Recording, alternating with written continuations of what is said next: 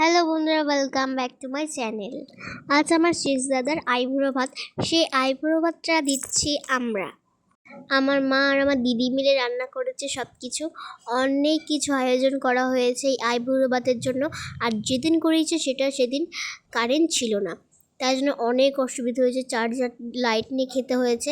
আর এই যে এইটার আইবুড়ো ভাত, মানে এই শেষ দাদা, অনেক কটা দাদা আমার অনেক কিছু করেছে। মাছ, মাংস, ডাল, ভাজা, 5 রকম ভাজা, অনেক কিছু করা হয়েছে। আর আমি রয়েছি পাগলির মতো, কারণ কারেন্ট কিছু ছিল না। আর আমার শরীরটাও অনেক খারাপ ছিল। আর এই যেটা আমার দাদা যে ফটো তুলছে, আমাদের ক্যামেরায় আছে, তারপরে দাদার ফটো তুলে দিচ্ছে আইবুড়ো ভাতের জন্য। আর আমার দিদি ওইখানে বসে রয়েছে নাইটি পরে, আমার মা শাড়ি পরে ওইখানে। আর এখন খাওয়া দাওয়া হবে সব কিছু। এই যে এরকম রান্না বান্না করেছে অন্ধকারের মধ্যে। আমাদের পুরো রাত থেকে কারেন্ট নেই, অনেক কষ্ট করে রান্না করা হয়েছে।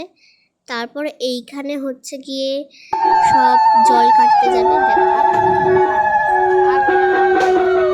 পুরো বিয়ের সকাল থেকে কিন্তু বাজনা করা হয়েছে, তাই জন্য অনেক লোক গেছিলো, অনেক আনন্দ করা হয়েছে। সেই ক্লিপগুলো আমি এই ভিডিওতে দিয়ে দিয়েছি।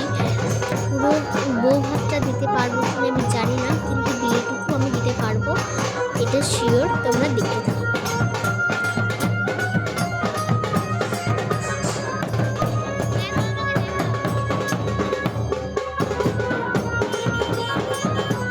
এই যে ওর যখন গায়ে হলুদ হয়েছিল তখন আমি ছিলাম না, কারণ সেদিনকে আমার ছিল এক্সাম। সেদিনকে এক্সাম দিতে গিয়েছি, তখন ওর গায়ে হলুদ হয়ে গেছে, তাই জন্য আমি দিতে পারিনি। তবে বাড়ি এসেও দেওয়া হয়েছে গায়ে হলুদ।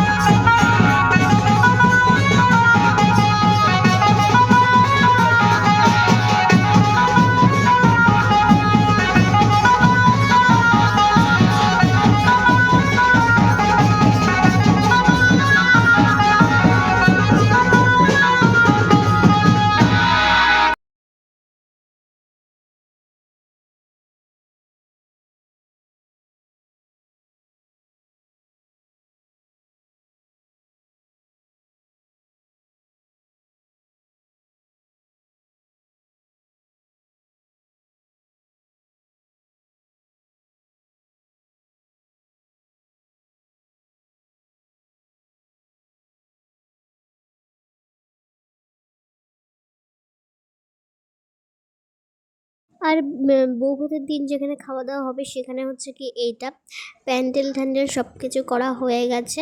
দেখতে পাচ্ছ এই অনেক বড় ছাদ, তো তাই জন্য ওপরেই খাওয়া দাওয়া হবে।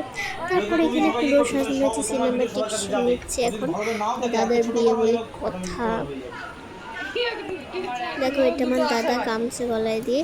তো এখন বললাম না আবার গায়ে হলুদ হয়েছিল বাড়ি এসে, তখন হচ্ছে এটা আর কত লোক, আমার মা পিসি সবাই এখানে রয়েছে, ক্যামেরা